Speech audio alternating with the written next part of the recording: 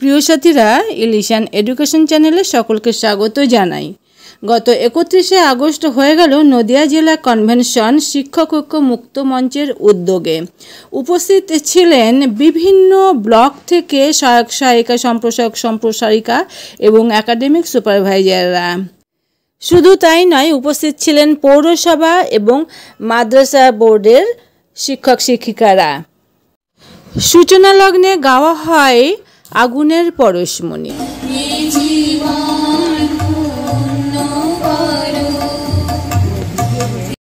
SSK MSK সহায়ক সহায়িকাদের জন্য EPF চালু হয়েছে, তবে মাত্র 60 অপশান যারা নিয়েছে তাদের জন্য। যারা 65 অপশান নিয়েছে তাদের জন্য কোনো ইপিএফ চালু হয়নি।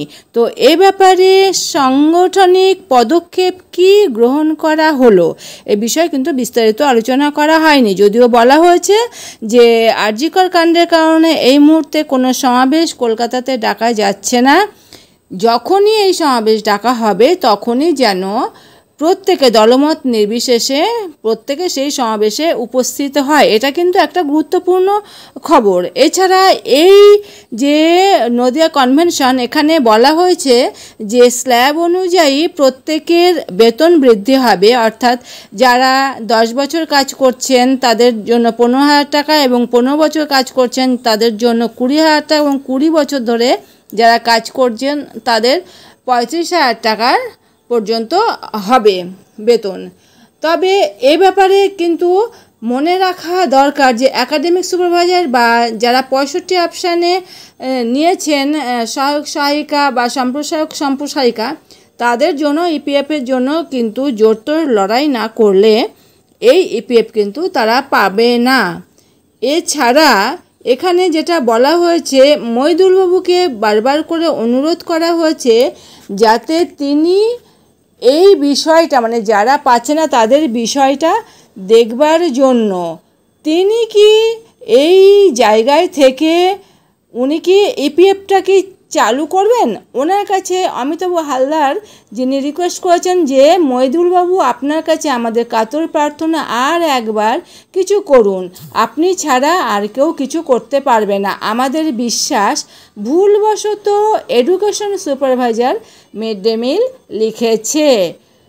689 জন একাডেমিক সুপারভাইজার এসএসকে এমএসকে হবে আশা করি। এ ব্যাপারে আমার যেটা মনে হয় যে যেখানে মিড ডে মিল সুপারভাইজার লেখা হয়ে গেছে অর্ডারে, সেখানে মিড ডে মিল সুপারভাইজাররাই এই সুযোগটা পাবে, একাডেমিক সুপারভাইজাররা কিন্তু এই সুযোগটা পাবে না। তাহলে একাডেমিক সুপারভাইজারদেরকে এ বিষয়ে আবার আন্দোলন গড়ে তুলতে হবে এবং বিকাশ ভবন অভিযান করতে হবে।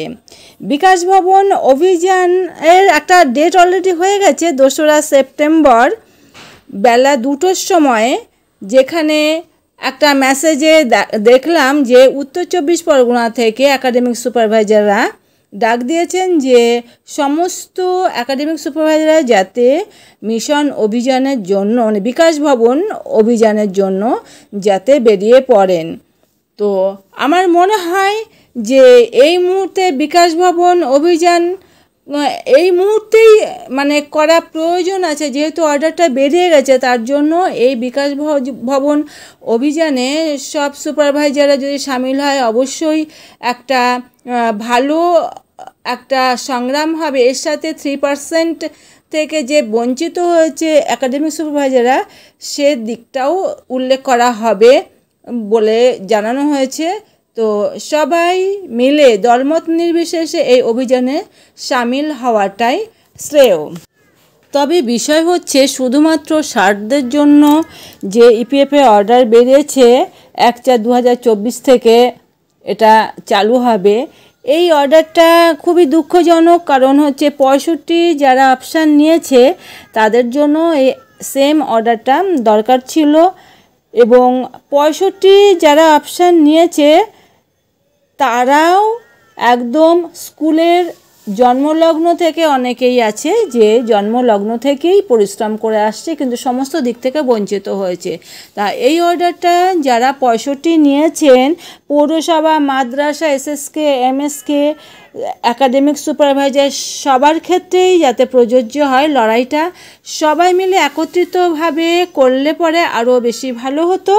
তো আশা করি ভবিষ্যৎ পরিকল্পনাটা এরকমই নেওয়া হবে এবং মইদুল ভাইকে সবাই যেহেতু বিশ্বাস করছে এবং মইদুল ভাইয়ের উদ্যোগেই এরকম একটা বড় ধরনের লড়াই হবে বলে আশা করা যাচ্ছে। তো সাথীরা আজ এই পর্যন্ত, দেখা হবে পরবর্তী ভিডিওতে। সকলে খুব খুব ভালো থাকুন, ধন্যবাদ।